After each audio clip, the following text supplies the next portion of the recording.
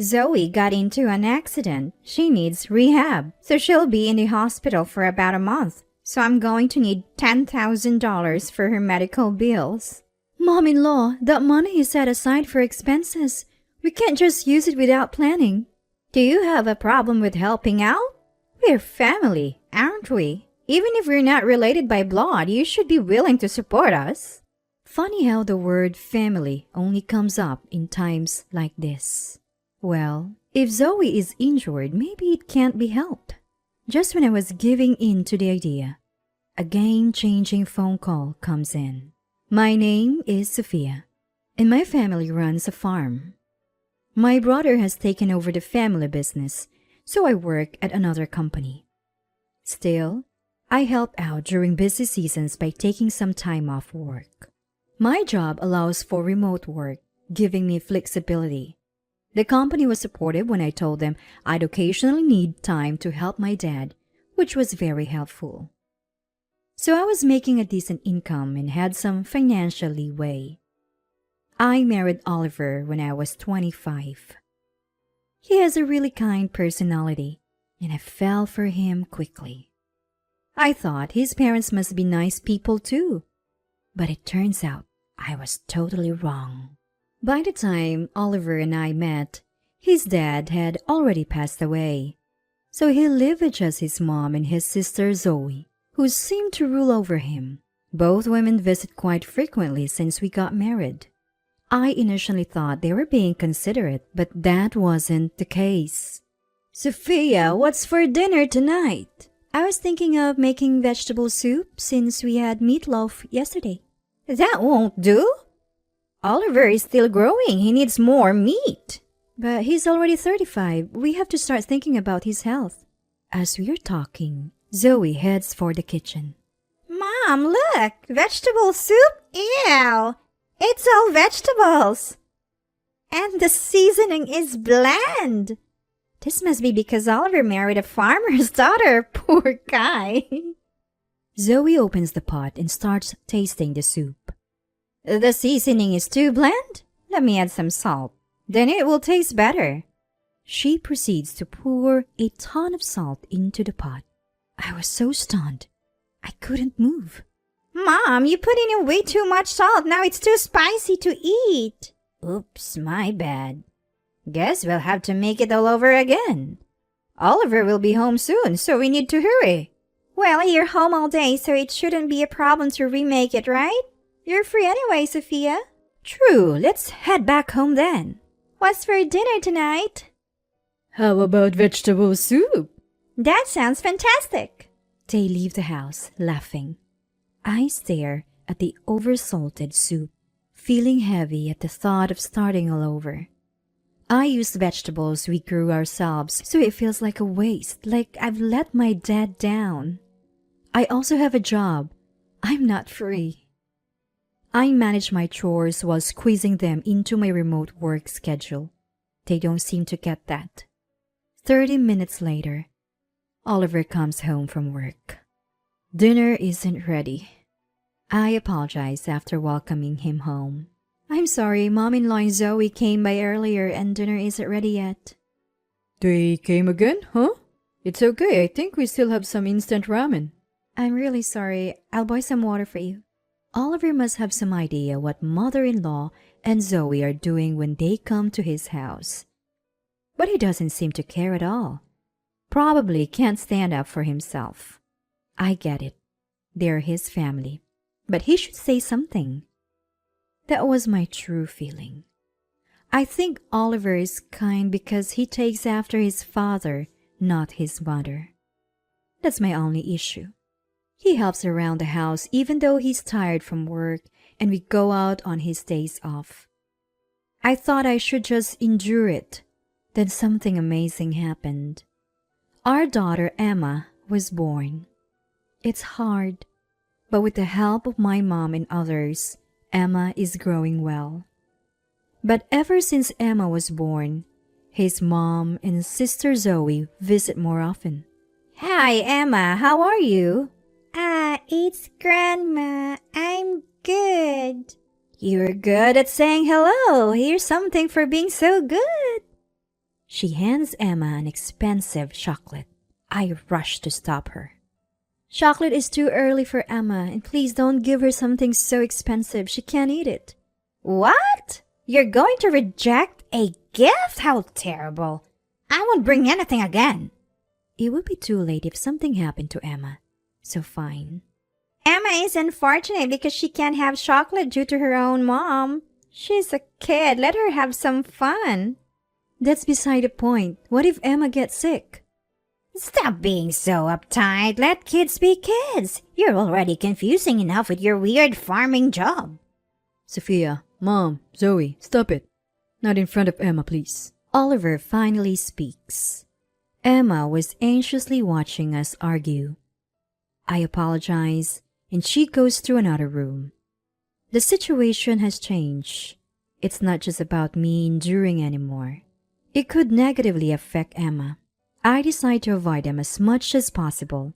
I was managing somehow, but then disaster struck. Zoe had an accident and hurt her leg. According to his mom, it was a single vehicle accident. She needs rehab and will be in the hospital for a month. So I'll need $10,000 for the medical bills. She grabs the money we had saved from farm equipment. It's money we work hard to save for efficiency. That money is for the farm work, Mom. We can't afford to give it away. Farm work? More important than my daughter? We're family, aren't we? How can you say such a thing when Zoe is in trouble? I can't stand her invoking family only when it's convenient. Mom, what's going on? Emma comes over because of the raised voices. Oh, Emma, your mom is going to have Zoe, right, Sophia? Yes. Under the pressure, I nod. See you later, Emma. She leaves, satisfied. I sit down, defeated. Mom, are you okay? I'm okay, sweetie. Sorry for worrying you. I held Emma, looking anxious, and tried to soothe her. Spending this much money is hard, but it's for Zoe, so it's unavoidable. That's what I had to tell myself. But mom-in-law's demands just kept escalating. Cook meals because caring for her is tough. Do the laundry. She was asking for everything. When I tried to decline because of work, she'd say, You're at home anyway, so what's the problem? I felt both physically and emotionally drained. Do you want me to help? I can visit the hospital if you tell me where it is. No need. Zoe is my daughter. I can't impose on you. She kept asking for favors and taking money, but helping her was somehow imposing? Since the day of the accident, I haven't even seen Zoe. What if I go see her? I can swing back after work. You don't have to worry, Oliver. I'll take care of it. That's how she'd shut it down. Eventually, Oliver stopped asking about Zoe too. Maybe Zoe needs her space. Mom's looking after her, so she's fine. If she needs something, she'll reach out. That's the conclusion I settled on. If Oliver's not saying anything, it's not my place to dig deeper. The unexpressed stress kept piling up. Then one day, mother-in-law said she had something to do for Zoe and left alone. Usually either Oliver or I would go with her, but today she left alone. I was relieved and started cleaning the house. About an hour in, Oliver's phone rings. It's mother-in-law shopping. He's in the garage, so I consider picking up.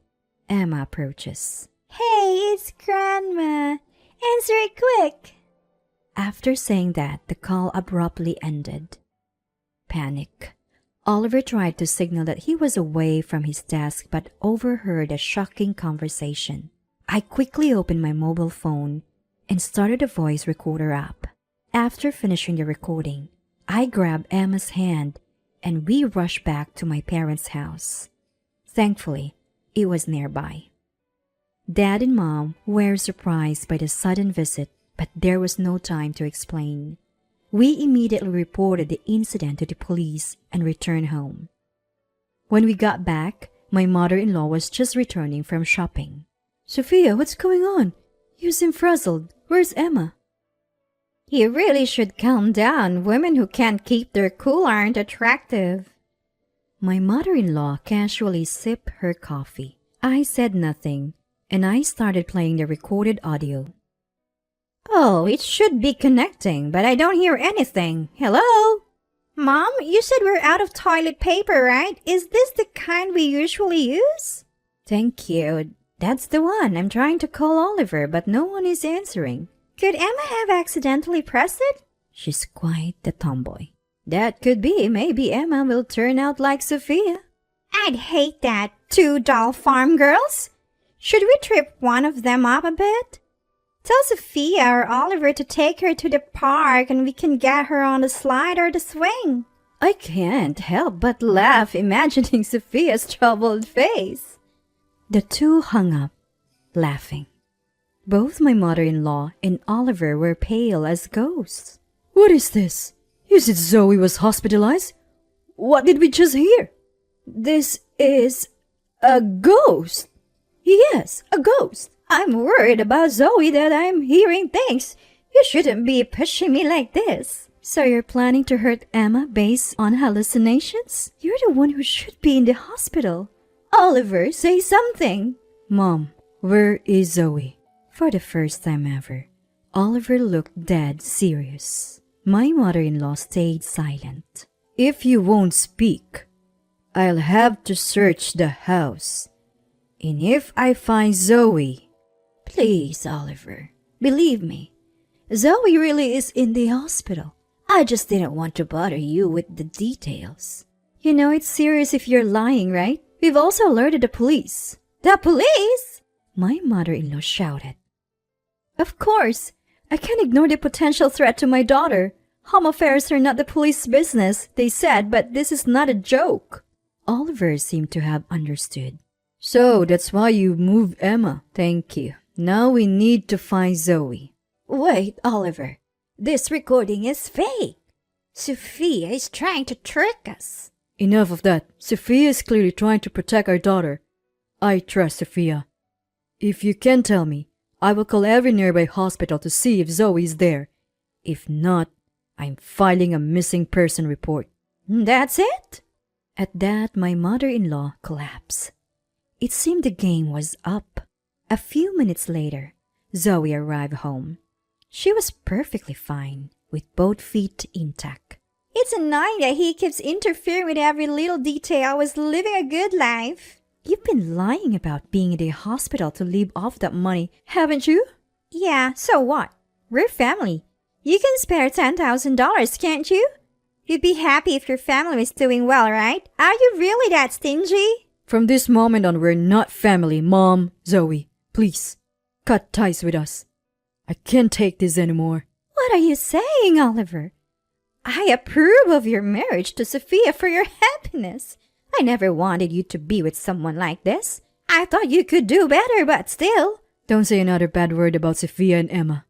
Just leave. I never want to see you again.